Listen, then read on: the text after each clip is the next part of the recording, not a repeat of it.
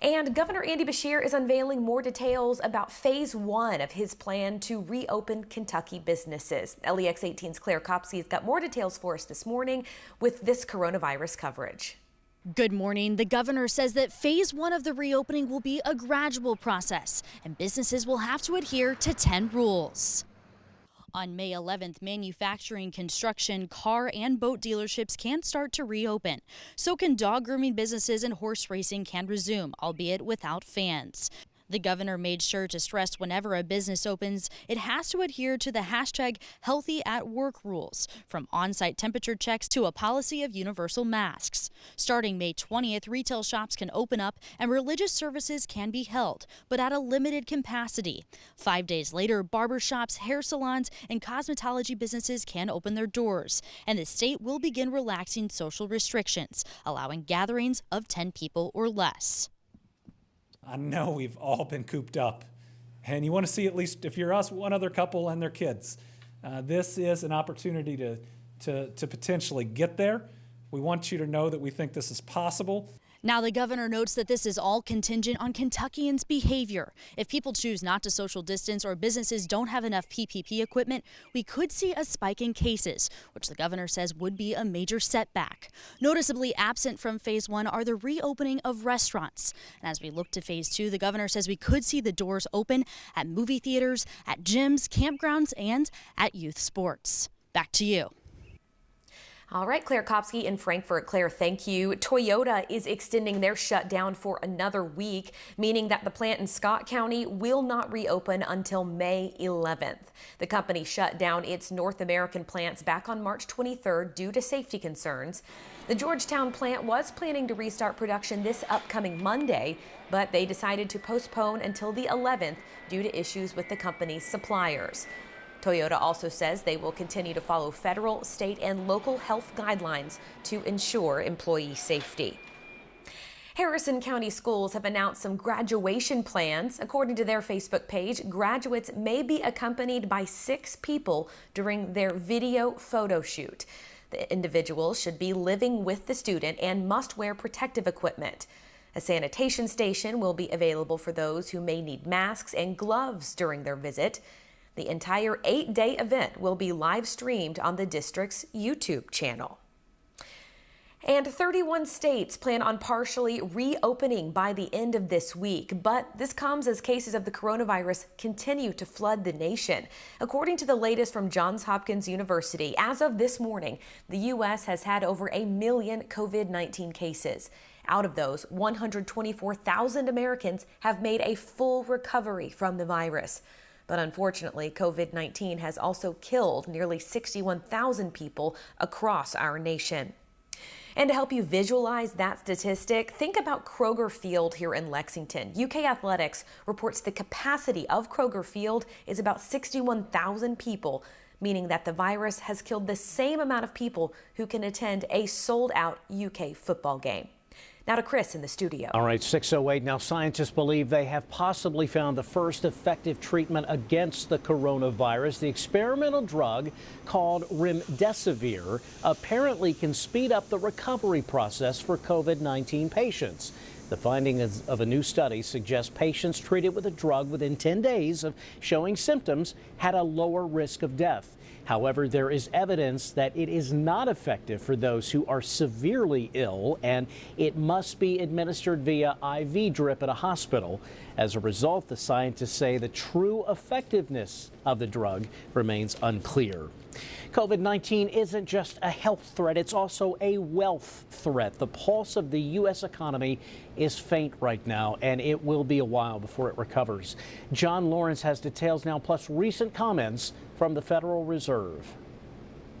The U.S. economy infected by the coronavirus. We're going to see economic data for the second quarter that's worse than any data we've seen for the economy. And they're a direct consequence of the disease and the measures that we're taking to protect ourselves from it. Federal Reserve Chairman Jerome Powell says this is a crisis the U.S. has never seen before. Next week's jobs report is expected to show that the unemployment rate, which was at 50-year lows just 2 months ago, has surged into double digits. The recovery process is expected to be gradual, but President Trump is optimistic. I think next year is going to be an incredible year for our economy. I think the fourth quarter is going to be really, really good. In the meantime, businesses struggle to stay afloat. We went from a full restaurant of 120 seat capacity to maybe 2 or 3 people trickling in. It makes you realize, what you used to have and now you don't have it, right? And look forward to an economic rebound. When the spread of the virus is under control, businesses will reopen and people will come back to work. We will continue to use our tools to assure that the recovery, when it comes, will be as robust as possible. I'm John Lawrence reporting. 6:10 and new jobless numbers are expected to be released today, and they are not expected to look good. A poll of economists predicts that 3.5 million more Americans have filed unemployment claims since last week. If this is accurate, Thursday's report will make it 6 times in a row that the weekly report has seen claims in the millions. Economists say they do see a good sign from this forecast. This could also be the 4th straight week that the U.S. has seen first-time unemployment claims drop. Next week's jobs report is expected to show the U.S. unemployment rate has surged to 14%. We all know that toilet paper and cleaning supplies have been scarce in stores across the nation. Now, while toilet paper, we learned yesterday, is expected to make a rebound soon, it could still be a while before disinfectant wipes and sprays make a comeback to store shelves. According to research firm Nielsen, the sales of aerosol disinfectants jumped a whopping 230% in April, and multi-purpose cleaners jumped 109%. Economists in the U.S. believe that it could be several months until the high-demand cleaning items will be easily available in stores again. Some of you might be adding this to your list of comfort food to help you get through this pandemic. Krispy Kreme rolling out 3 new colorful fruit-flavored donuts that are filled with cream. The new strawberry, key lime, and lemon glaze flavors are available for a limited amount of time. Strawberry cream is available this week until May 1st. Key lime will be baked May 5th through the 8th, and lemon glaze is available May 12th through the 15th. The new flavors will be at Krispy Kremes across the state, including the shop here in Lexington. The company says the new donuts are their way of doing something special for the American people. Almost 6:13, the Kentucky Air National Guard will present a 2-ship C-130 flyover across the Commonwealth on Friday. It's part of Operation American Resolve, a nationwide salute to all of those supporting COVID-19 response efforts. The planes will begin their flight at 3 o'clock. Will be from the Kentucky National Guard Air Base in Louisville. They will fly over the Capitol building in Frankfort before heading to Lexington, then Pikeville, Bowling Green, and Owensboro before heading back to Louisville. National Guard officials say they hope all Kentuckians feel a sense of pride and connectedness when they see the C-130s flying overhead. For a detailed schedule of when and where you can see the C-130s Friday, check out our website. We posted that information at lex18.com. 6:13, unfortunately, more April showers headed our way today. Meteorologist Tom Ackerman tracking the forecast from the remote studio in his home, see what the rest of the week could have in store for us coming up. Also, we'll check lottery jackpot amounts and stock futures when we come right back.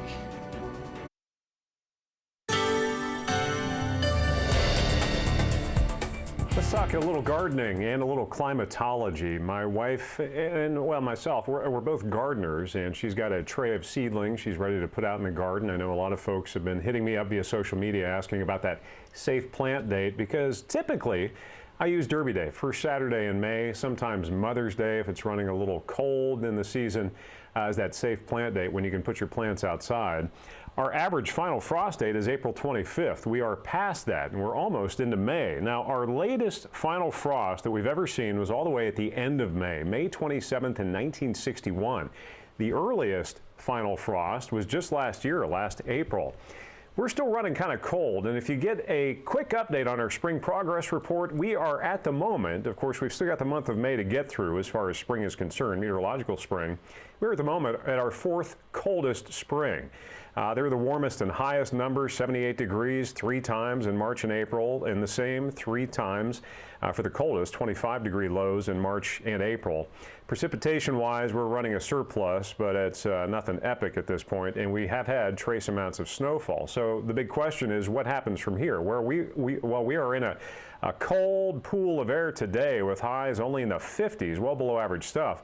Watch as we take you out into time. There's the warm bubble as we get into the weekend and, of course, early May. But then watch what happens middle of next week. Boom. All of a sudden, that pattern that we just can't shake seems to persist. Another blast of some unseasonably cool air. And the 6 to 10-day temperature outlook, that's May 5th through 9th, backs it up. We're showing a bullseye of below normal chances for unseasonably chilly air across the Great Lakes, through the Ohio Valley, punching all the way down into Kentucky and Tennessee. So unfortunately, even as we get into May and you expect things to start to warm up and continue to warm up, that just may not be the case.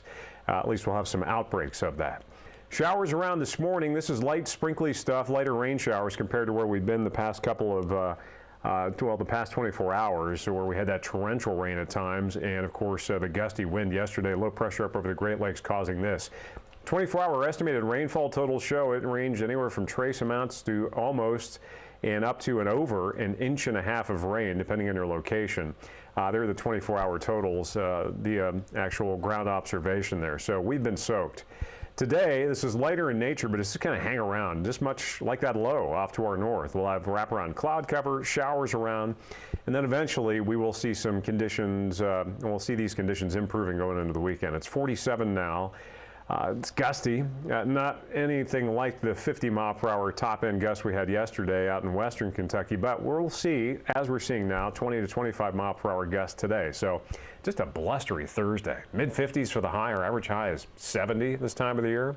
Scattered showers around. Those showers linger overnight, as does the cloud cover. So we may not shake either of those until late Friday. So that sets us up for, well, what would have been Derby Day, a beautiful day this weekend. Partly sunny skies Saturday, highs in the low 70s.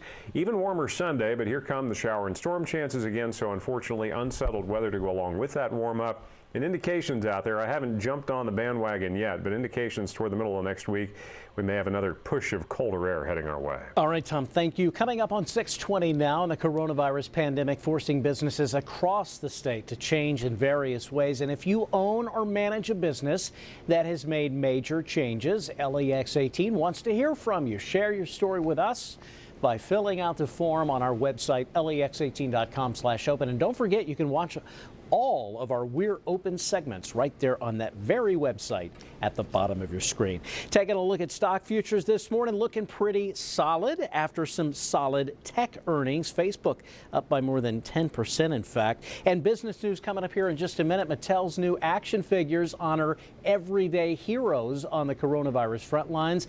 And small companies are one step closer to getting funding from the federal government. Jane King has details coming up in the morning business report. Here's a look at those lottery jackpots. We've got Friday's Mega Millions jackpot at $200 million and Saturday's Powerball jackpot at $51 million.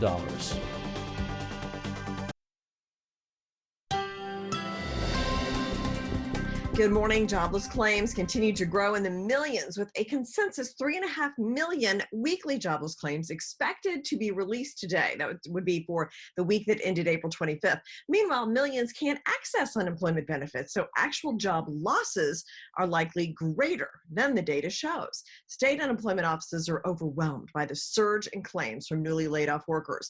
Well, the FDA is in ongoing talks with Gilead Sciences to make remdesivir, its coronavirus drug, available as quickly as possible. The emergency authorization for the drug to be used on COVID patients could happen as early as today. Well, stocks jumped on the back of positive data from that potential coronavirus treatment from Gilead. The S&P 500 is on its way to the best month since 1974.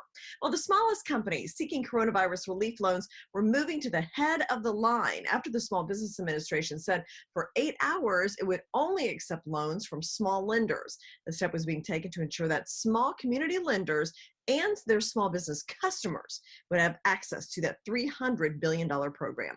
And toy giant Mattel honoring workers on the front lines of the coronavirus fight by releasing a special series of action figures modeled after first responders. The brand's new collectible line features a range of emergency workers, including EMTs, nurses, and doctors. The Thank You Heroes line is available on the Mattel website for $20. From New York, I'm Jane King with your Morning Business Report.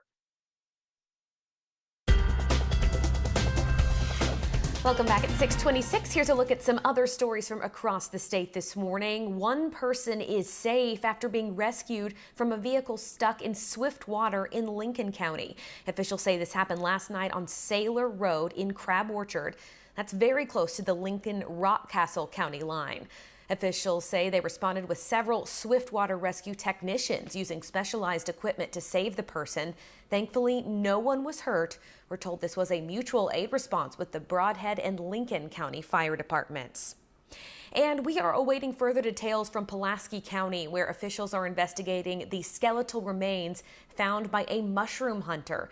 Police say the remains were discovered around 8 o'clock Tuesday night in the woods off South 27 near the McCreary County line. Officials are not sure if the remains are those of a man or woman, but women's clothing was found nearby. The remains were sent to the state medical examiner's office in Frankfort for identification. 627, police say a Clay County man has been arrested after he shot a family member. State police were called about 2:30 yesterday afternoon for reports of a shooting on Crane Creek Road. Troopers say when they arrived, two relatives got into a fight and 49-year-old Timmy Madden shot the victim. The victim had non-life-threatening injuries and was flown to UK hospital. Madden was arrested and has been charged with first-degree assault. 6:28 now. LEX 18 News at Sunrise continues next with your top stories. The latest on that family swept away by flooding in Bath County and the latest COVID-19 news all straight ahead as Sunrise continues. Count on LEX 18 News. Heartbreak in Bath County. Officials find the bodies of multiple Amish children who were swept away from their buggy by rushing water. Also, the first